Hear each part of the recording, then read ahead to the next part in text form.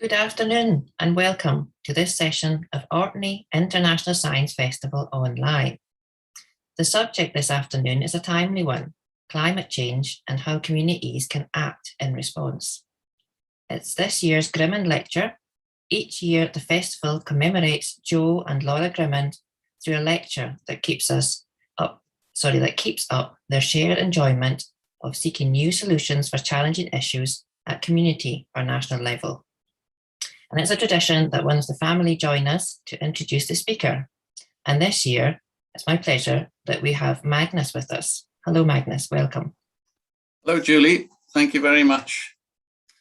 It gives me great pleasure to introduce this talk by Dr. Bobby Macaulay, given in honour of my parents, Joe and Laura Grimmond. I've long admired the Orkney Science Festival. It punches way above its weight in drawing really big names from science and beyond to speak on some fascinating subjects. Now in its 21st year, I believe it's the second longest running science festival in the world. Testimony indeed to the energy, commitment and drive of Howie Firth, who has done so much for Orkney over the years. Indeed, I suspect my father did Howie a service and Orkney when he beat him in the Westminster general election of 1974. For Howie has probably done far more out of Parliament than ever he could have done as an MP.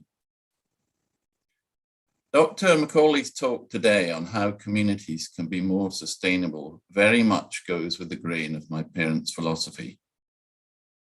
Both lived at a time before sustainability became synonymous with the Green movement, but they were both very clear in seeing the need for local communities to sustain themselves at a time when both Orkney and Shetland were struggling economically.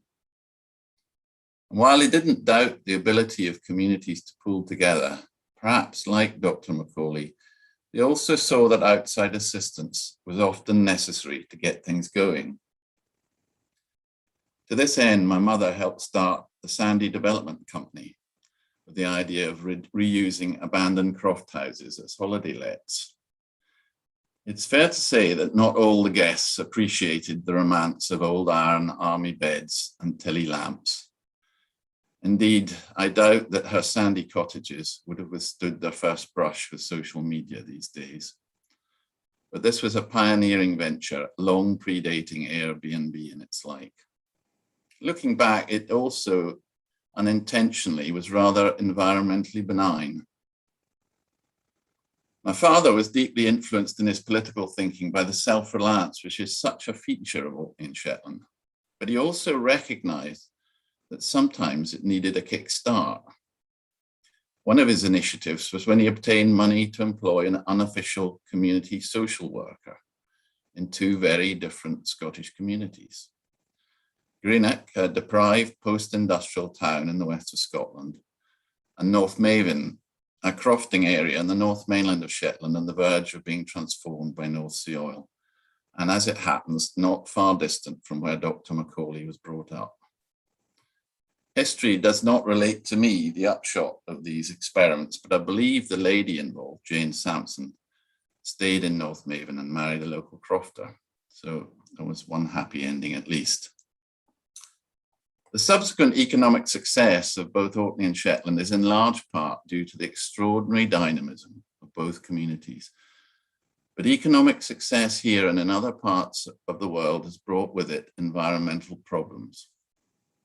As luck would have it, some of the most cutting-edge green energy technology in the world is being tried, tested, and deployed in the Northern Isles. Marrying such technology with the cohesion and dynamism of communities found in Orkney, Shetland and elsewhere surely makes sense, as my parents would have instantly recognised. Hailing from Unst, Dr. Macaulay is uniquely qualified to discuss the mechanics of how to achieve such a happy marriage. And I therefore very much look forward to hearing what he has to say about communities for climate. And after that, I believe there will be time for questions. So without further ado, over to you, Bobby. Thank you very much, Magnus. It's a great honour to be delivering this lecture today. And if I may, I'd just like to say a few words about why my presentation of it means so much to me personally. As Magnus mentioned, I was born and brought up in Unst at the northern tip of Joe Grimmond's former constituency, although I must admit some time after he had stood down as the MP. Unst, as some of you may know, is a strong island community, though its resilience was tested during my teenage years when the island's main employer left and the community had to cope with the loss of half of its population. In many ways, these events triggered my political awakening and became my political foundation. And at the age of 18, I moved south to study politics at Glasgow University. I soon became disenchanted with the course because throughout classes on political philosophy, international relations, contemporary Scottish politics, and all the rest, never once was the role of community acknowledged. And this false dichotomy of belief that society is best served by either the state or the market did not reflect my own experience, because both seemed foreign and disconnected from the realities and structures of island life. Had I misunderstood something, or should I have spent my time studying something more useful? But the discovery of the Grimmond's own philosophy, that community was the key social unit within society, encouraged me that I was not an outlier or harbouring some fringe anachronistic belief, but that this could be a viable way to structure a progressive society. Now, this validated my own reality and lived experience, and in this sense, I can completely understand the Grimmond's fondness for their island home, and indeed why it remains the stronghold of the liberal tradition decades later, because islanders understand better than anyone else that an adequately empowered community is best placed to deliver effective solutions to local challenges. And I've continued to pursue research in this field, bringing together disciplines of politics, sustainable development, and public health to consider how best this can be done in practice. And this has brought me to community landowners. Locally governed and democratically accountable, often with an independent source of income and the ability to invest in priorities directed by local people, this is real community governance. And in the absence of an effective level of local government, these communities are building democracy from the ground up and creating accountable governance systems out with the state structure. Modern community land ownership emerged in the early 1990s, at around the time that the Grimmond sadly passed away. But I like to think that these locally governed, participatory community enterprises are exactly the sort of thing that they had in mind for a progressive, decentralized, democratic society. It's an island view of politics, and one which should be taught alongside less imaginative political philosophies to validate the lived realities of people like me, to learn from strong and resilient communities, and to provide an alternative way to structure society well beyond Unst and the Northern Isles. And that leads on to what I'm going to talk about now, the role of community land and asset owners in driving change beyond the local, to tackle the existential threat of climate change posed to our planet and to our society. And just as a final wee aside, and to bring this preamble full circle, Unst was at the cutting edge of this topic too, with the UK's first road-licensed hydrogen car owned by a community energy project on the island 20 years ago. And Howie Firth reliably informs me that this little green car, as it became known, made quite the impression on the Orkney Science Festival back then. So communities have been very much at the heart of these efforts for a long time. And now, if the tech team could start the presentation, thank you very much. Seamless. This project I'm going to speak about today, this research was commissioned by Community Land Scotland, which is the representative organisation for community landowners in Scotland, and was actually undertaken by Inherit, which is the Institute for Heritage and Sustainable Human Development. It was led by myself and also contributed to by Dr Crystal Gleish at Inherit. And I'm just going to talk about the research and the findings of that today. So next slide, please. Just a background, I don't feel I need to state these things anymore, but there is a climate emergency, and Scotland is attempting to do its bit with the target of becoming a net zero society by 2045. Now, not only are they trying to become net zero, but they're trying to do it in a just way. And this concept of just transition, I'm going to touch on later. This idea is that in this transition to net zero, we shouldn't adversely affect any sectors of society. And our efforts shouldn't penalize those who have done the least to create the problem in the first place. Also, climate action shouldn't be undertaken in isolation from other social, economic, cultural goals. So as much as a wide range of proposed legislative and technological solutions have been proposed for this, a lot of them have focused on the private and public sector. And these have broadly taken the kind of focus of doing large-scale renewable energy generation and large-scale land use changes without necessarily bringing in people and behaviour change and culture. And there's an increasing recognition that these aspects are absolutely key. There was a report that stated that 60% of all of the changes that we need to make to reach net zero are societal behaviour changes. So that needs the requirement to convince people to change the way they live. And that's where communities come in. So Community Land Scotland commissioned this research to look at what role that communities play, especially community asset owners, how those impacts can be enhanced, and what role that asset ownership plays within that, the kind of added value, I suppose, of asset ownership. So the next slide there, please. Looking at community owners specifically, it's a fairly broad church, but they can be community landowners, social enterprises, development trusts, community anchor organizations. There's a number of different names and titles, but broadly they need to consist of a few aspects. One is that they are charitable. Their charitable purpose is to represent the interests of a community of place. So these are place-based communities rather than communities of interest. They need to be governed by an elected representatives and democratically accountable to their membership within that place. And they need to own land, buildings, or other immovable assets. So there's a Scottish Government report stating that there are 418 community owners in Scotland. We only considered 416 of these because the other two, one community owned fishing rights and the other one owned a ferry, and these are not fixed immovable assets. So that was the kind of scope of the research. Next slide there, please.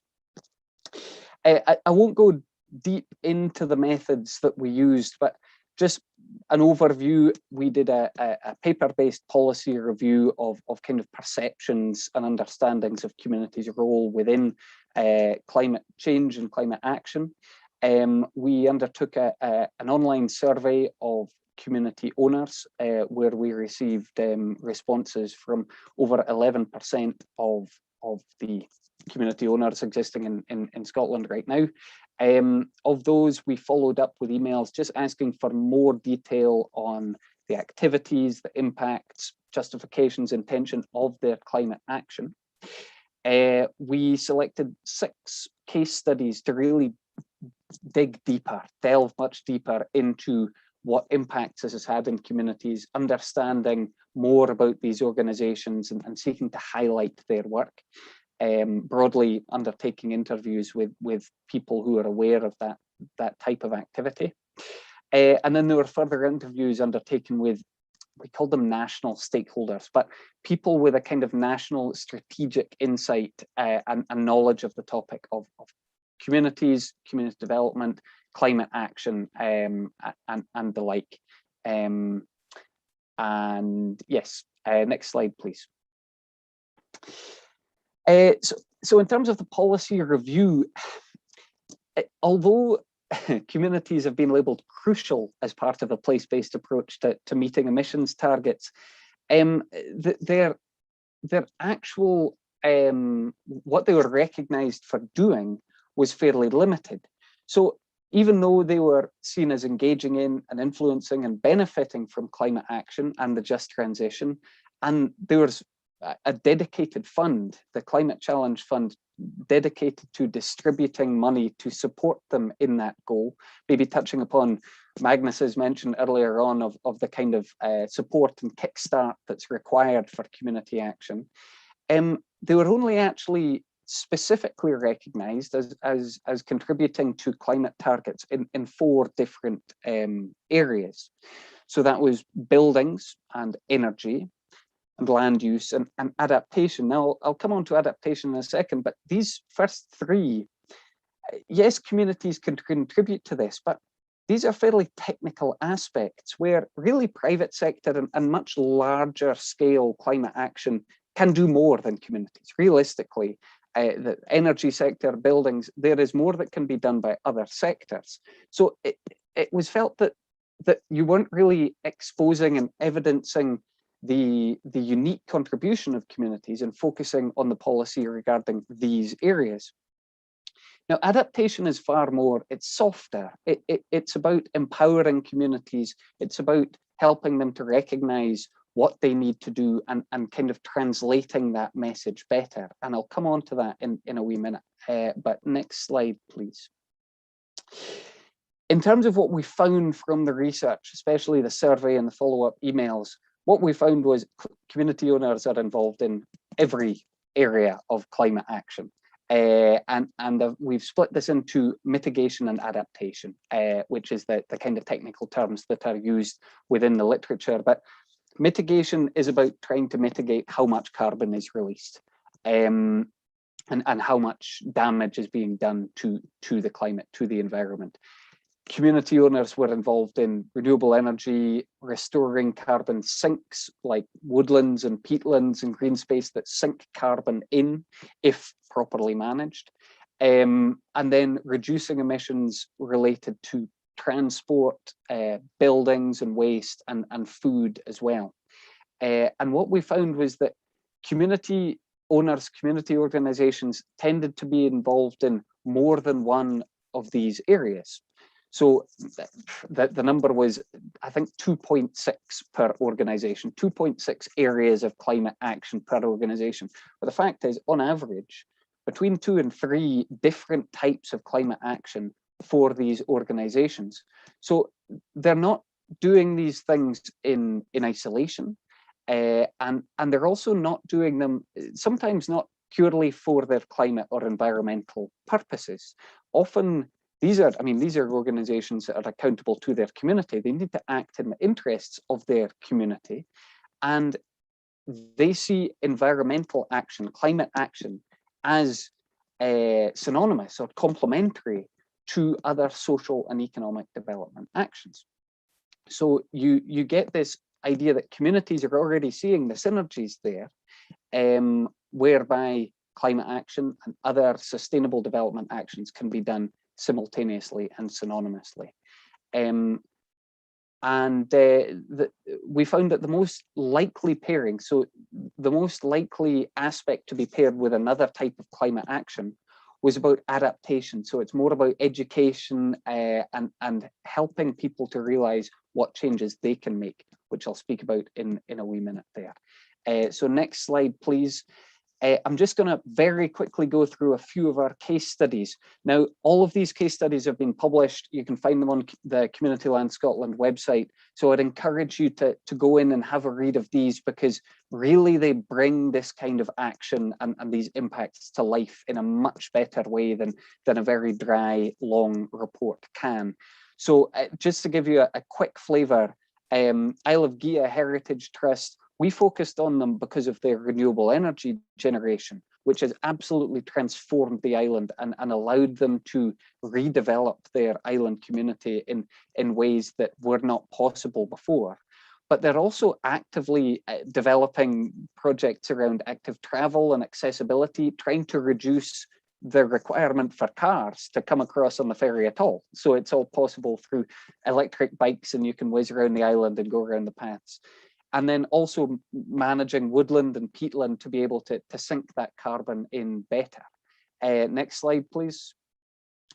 Clear Fife, totally different example, based in Methil and Buckhaven in Fife, post-industrial, quite deprived town that is using environmental action as a way of, as a kind of social development mechanism. So again, we considered them in terms of their actions to reduce food miles through community gardens, they do this guerrilla tree planting. They plant fruit trees just by throwing these, it's brilliant. And the way they develop education and community kitchens around reducing food miles, but also they have all these other projects around wildflowers and bike repairs and campaigning for the reopening of the kind of South Fife rail link, all around kind of social development and regeneration and that proper green recovery that we've been hearing about. Next slide, please. Again, completely different other side of the country. Carloway Estate Trust have been partnering with Nature Scott and their Peatland Action Officer to restore peat as a natural carbon sink. Now, what this requires is people changing their ways. It requires people changing the way they cut peat so that it can be flooded and restored and kept wet so that it can sink carbon in rather than emitting carbon out. Sorry, that's my very non-scientific way of explaining this. But it needs some soft, some soft approach. It requires someone trying to convince people to change the way they live their lives for the good of the environment. And that is done through Nature Scott, or a national agency. They chose to partner with community organizations because communities are best placed to try and drive that behavior change. So they are, Carloway Estate Trust are hosting this Peatland Action Officer to kind of sink them into the community, to ground them there, so that you don't have these external agencies coming in and telling you what to do. You have someone who lives there with his wife and his family and saying, you need to change your ways, and it's okay, like it won't affect your life too much. But as well as that, they are also working with energy advice and looking into renewable energy generation, a workshop space for reuse and repair, a community shop to reduce the requirement to go back and forth to Stornoway to the shop, all sorts of different activities. Next slide, please. Again, other side of the country, Huntly Development Trust in Aberdeenshire. We focused on them because of their green travel initiatives. They're an amazing organisation. They're set up bike and e-bike hire, developed cycling and walking paths, a car club with an electric car, looking into getting an electric community minibus, again, all to reduce individual fossil fuel powered transport.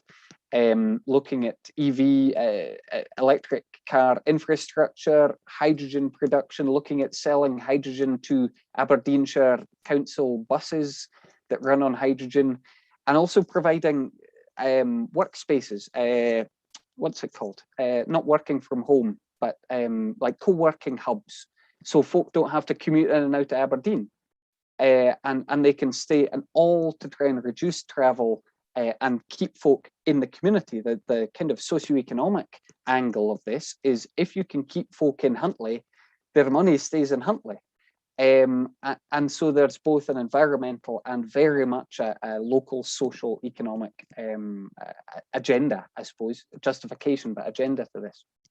And then again, lots of other activities. They've got wind turbines. They've built an eco-bothy, which I'm quite excited to discover what that is. They're kind of managing and redeveloping their woodland there as well. And yeah, great organization. Next slide there, please. And then finally on this topic, Lister Housing Cooperative, again, totally different.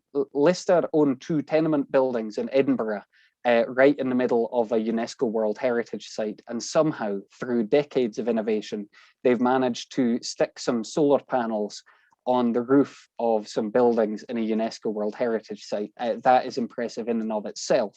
But they're just quite an innovative organization around how do you insulate an old rickety tenement building without creating any material change to the external fabric. So they're looking into slim double glazing, so you don't have to replace the sash and case windows. They have these solar panels for solar thermal heating on the roofs.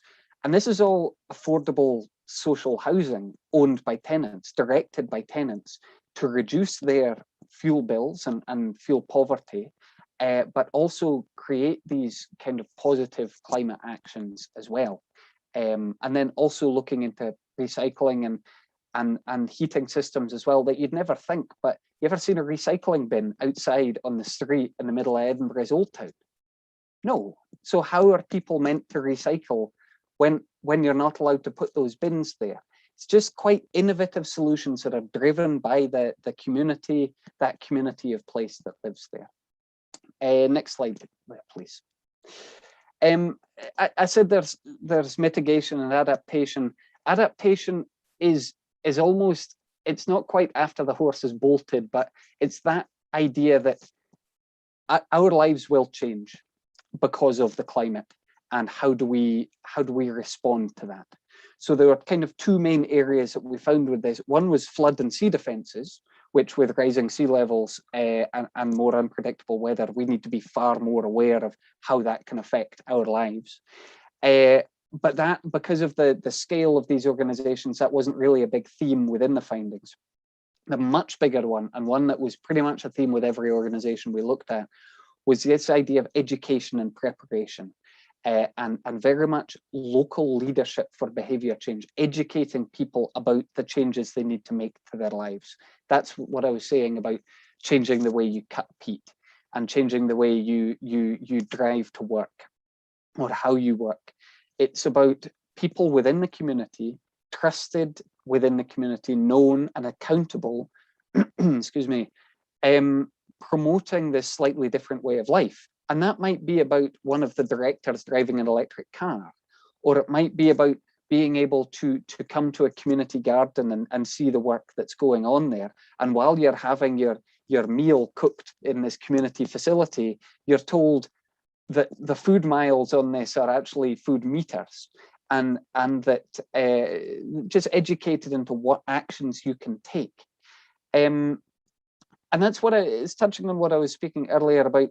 The impact of mitigation can be quite small compared to industry. So you're never going to have community-owned wind farms on the same scale as the Whiteley one just outside Glasgow, or of the Viking one that's being built in Shetland.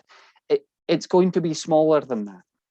But the longer-term impact is about awareness and behavior change and resilience. And that's 60% of the changes we need to make to get to net zero being about societal change.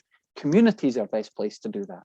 Because as I said, you don't want some guy from the government coming in to tell you to change. But if you have trusted and accountable people that you know around where you live, then that can be far more powerful and lead to far better results. Next slide, please, for an example of this. A break in Forest Trust just outside Inverness. This photo on the right, all these kids looking into the burn or whatever it is amazing. It very much for me sums up what they do. They bought a woodland, and as much as they wanted it just for local kids to go and play in and ride their bikes and that kind of thing, it's now been transformed over the last 20 years or so into an outdoor learning facility and forest classroom. They also bring in folk from recovery and rehabilitation centres, whether it's recovery from addiction or experience with the criminal justice system. People are brought in to work and to learn, but very much steeped in this kind of climate awareness and climate action. And again, targeting a slightly different demographic. Again, climate literacy festival that's hosted there. it brings folk in and teaches them what is happening, what's required, and what you can do about it. And this sign here, the global goals, they've built a trail based around the Sustainable Development Goals. So you can walk around the woodland and learn about what you can do in relation to responding to these Sustainable Development Goals. And now, as well as that kind of educational and adaptation aspect, there's also all these other elements as well: restoration of woodland and peatland for carbon capture, reducing transport emissions, the community garden and cooking classes to reduce food miles, all sorts of activity by these organizations. Next slide, please. Now, looking at the distinctive contribution, firstly, we considered asset ownership. So I've been speaking about community organizations, but really this work was around community asset owners. What does it mean to own something, and how does that help? What we found is it's not essential. Community organizations can undertake climate action without owning an asset, but it does help. It helps in a number of ways. Firstly, in financial terms, it means that the higher rental on buildings on land can be mitigated by owning the asset.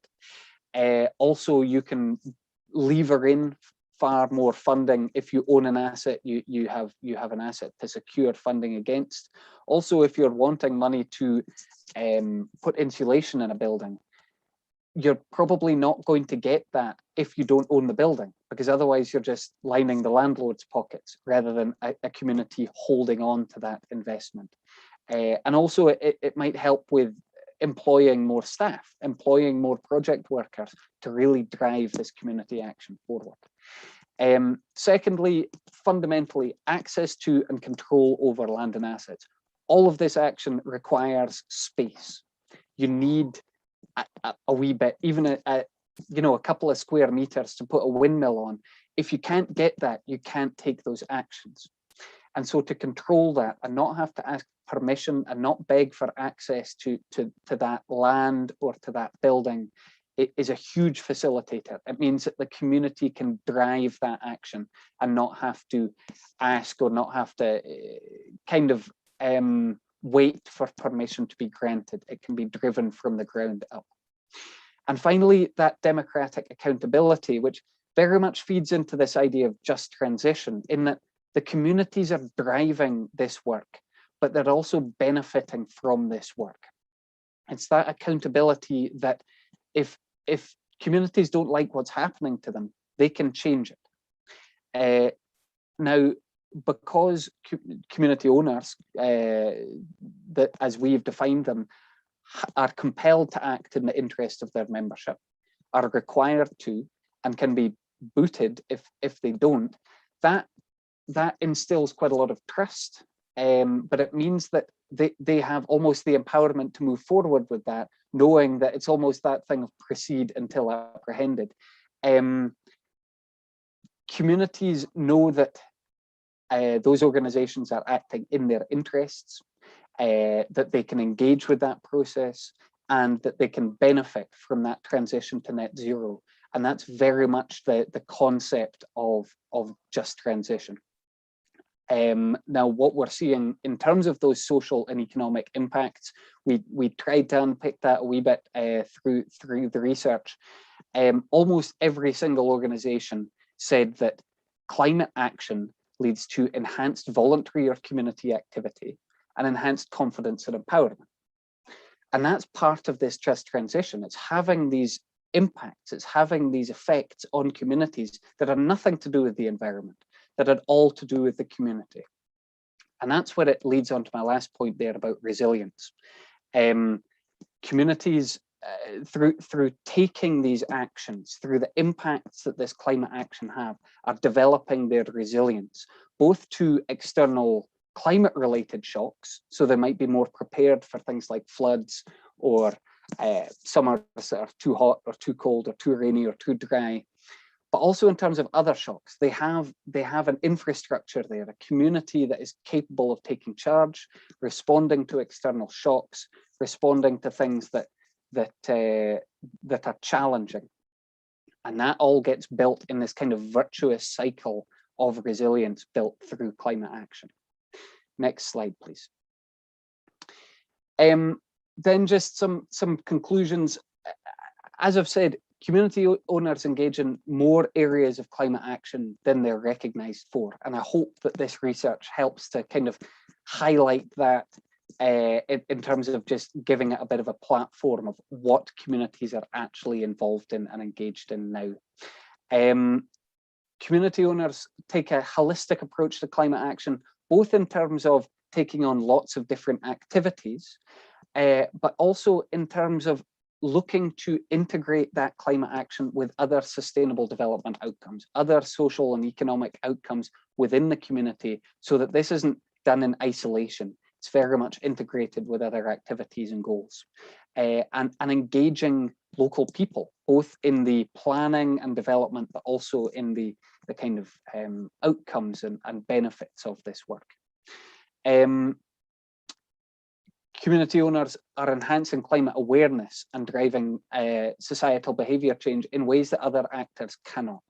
So it's very much ground up building awareness and support within the local community, and preparing and adapting them to be able to cope with future climate events.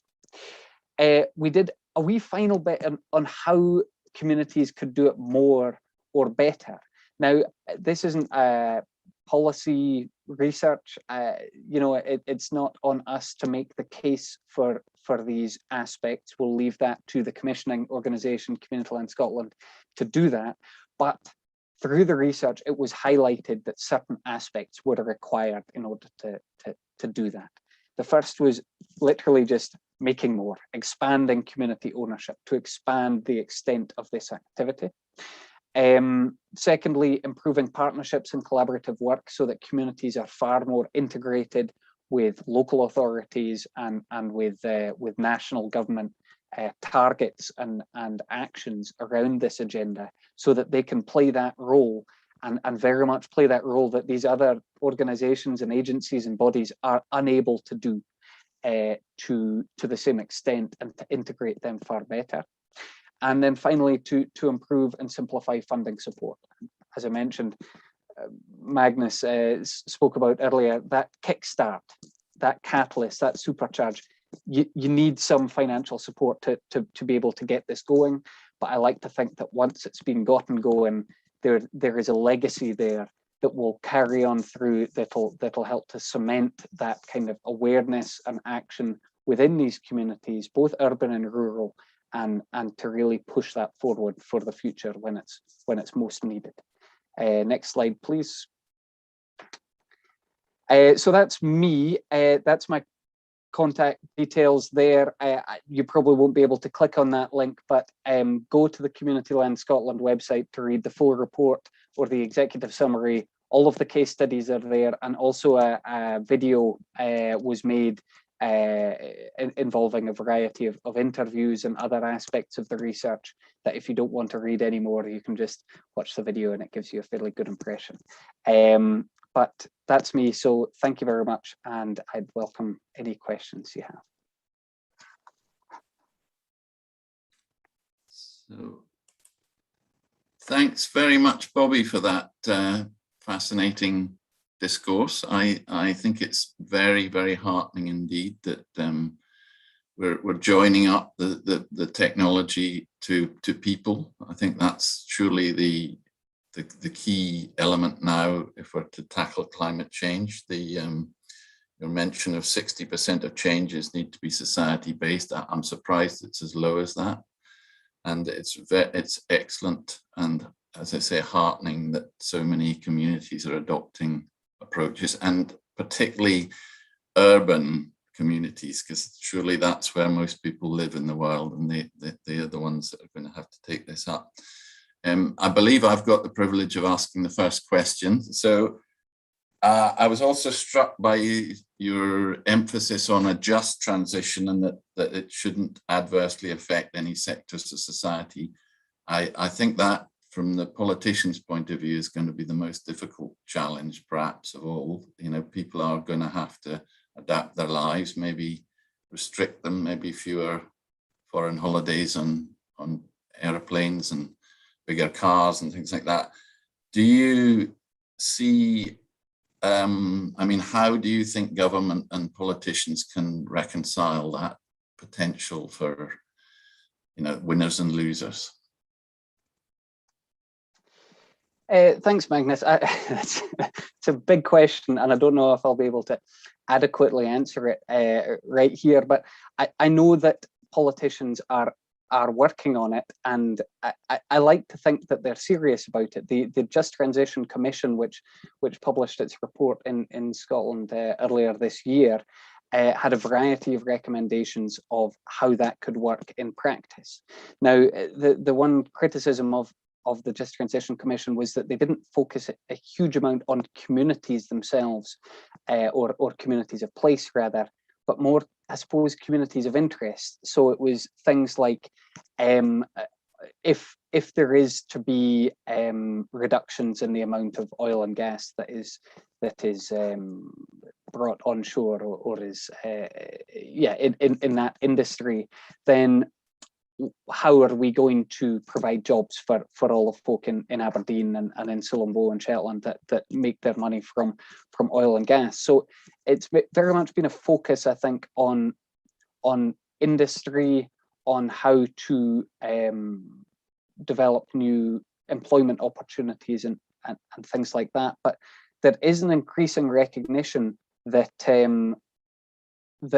that any of these changes is going to have impacts on communities. And I think the kind of much highlighted issue just now of so-called green lairds, people who are buying up large areas of land to plant trees, restore peatland or woodland for carbon capture markets. It is a great example of the need for just transition, the need to integrate communities into that process.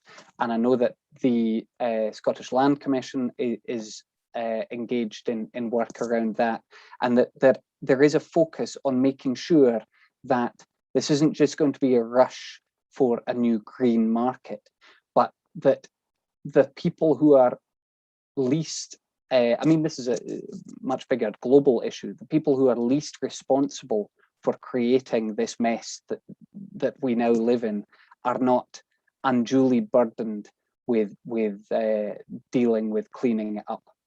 So I think the success of that, the outcomes of that, maybe remain to be seen.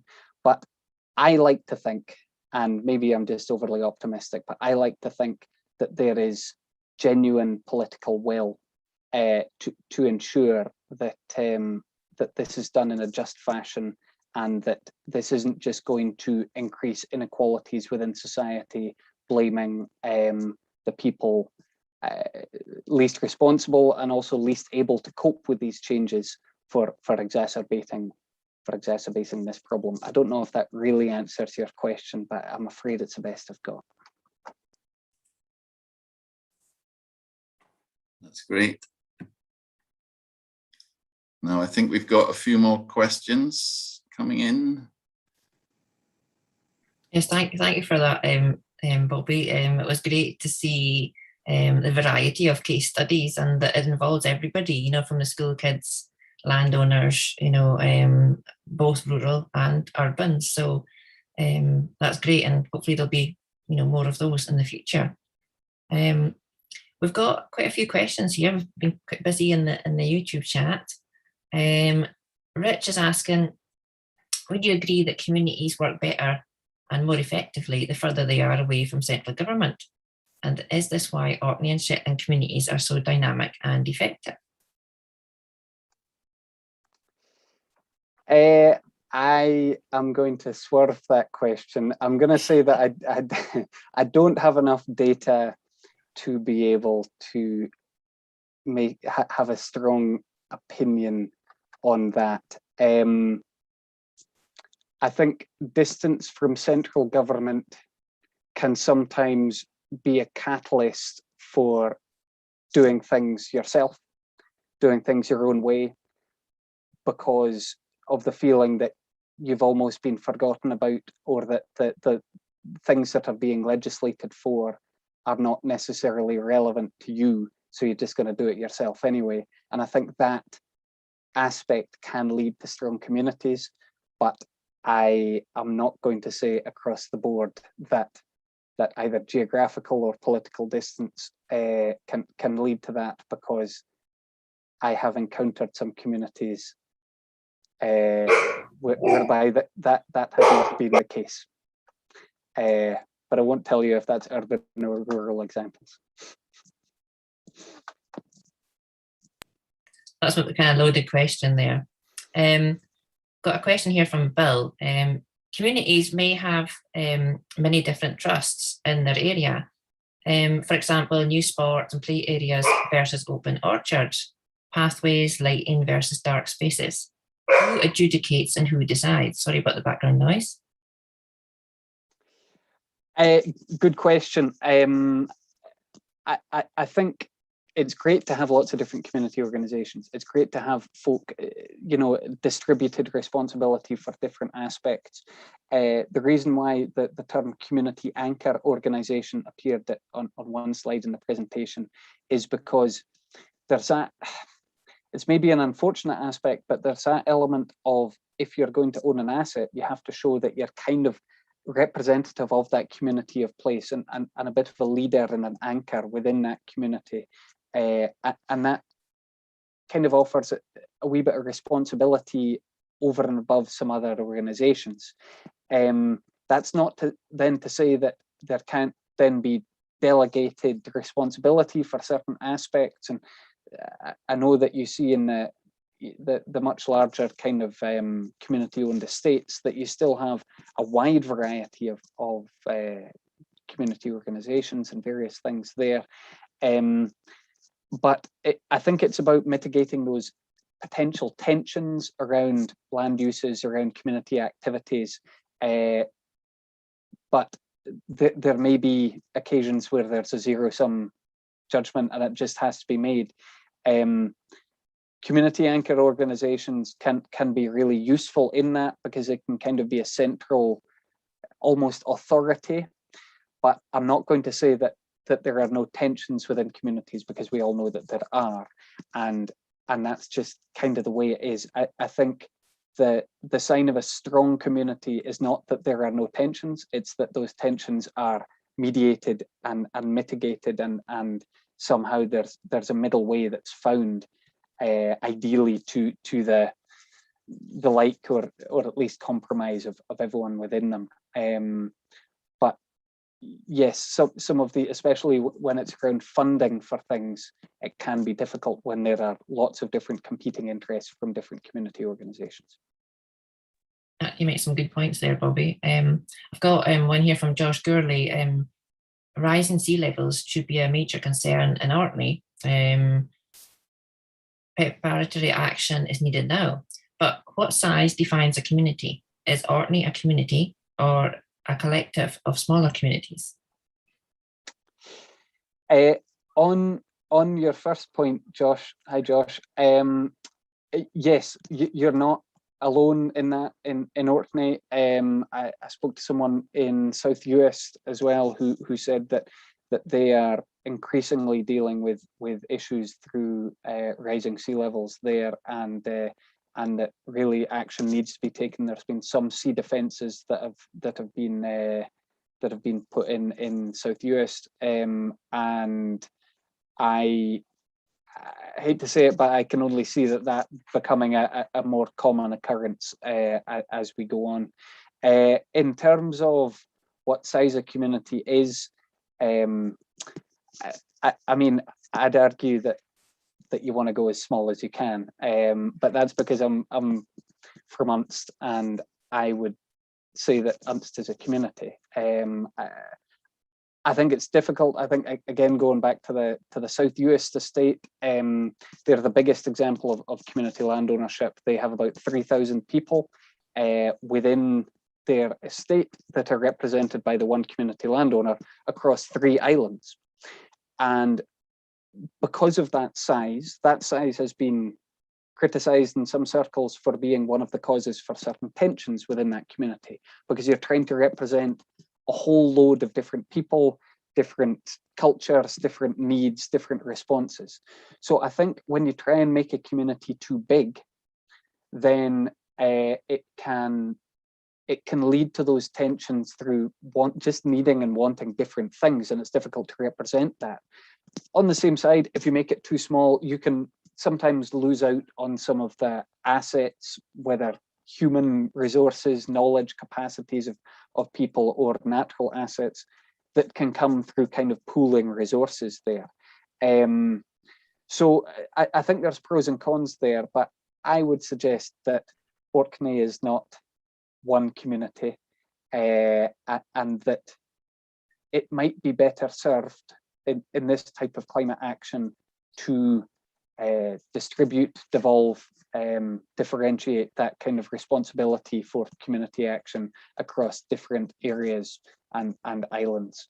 But it's been a while since I've been to Orkney, so I might be talking rubbish there.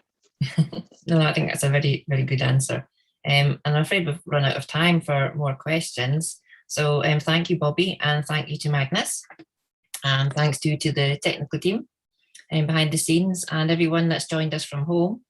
And we'll be continuing to look at current issues in the next session. We have Professor Ian MacLeod to answer questions.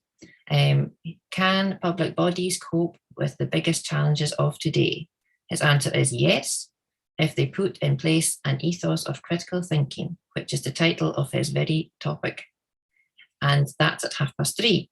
In the meantime, if you enjoyed the festival, please like us on social media through Facebook, Twitter, Instagram, and of course our YouTube channel. Please like and subscribe. And we'd love you all to join us, including the speakers today at the Festival Club this evening from 9:30. You'll see all the links on the website.